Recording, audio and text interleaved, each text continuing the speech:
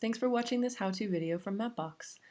I'm going to show you how to create your own custom map style using Mapbox Cartogram.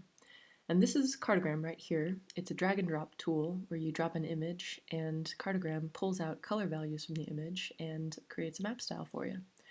So here I'm going to drag a new image on here because this is a very grayscale kind of style. I'm going to drag it on here, drop it, let Cartogram do the work, and boom, very colorful. There's a couple of options here. You can do light, dark. I actually like the colorful one. Yeah. But I'm going to make a few small changes. That water's yellow. I'm going to turn it teal.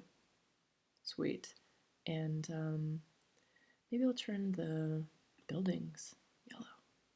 Whoa! Okay, groovy. I like it. Cool. Up here you can see this purple. Cartogram has already saved this style, and so I'm going to check it out by clicking this arrow.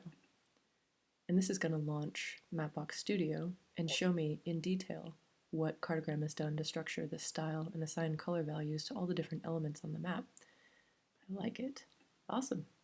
Well, that's it. I've created the style. I'm going to rename it, call this Cool Red Nashville. Great, it's got a new name. And then everything I need I can access here if I want to just share the style with somebody, or if I actually want to use the style in a web page, add it to my website, or use the style in a mobile app, Unity app, or an app on another platform. Lastly, if I want to exit out of Studio, I can go to my Studio landing page, and there's my cool new style. Same thing here, options to share it or use it. And that's it.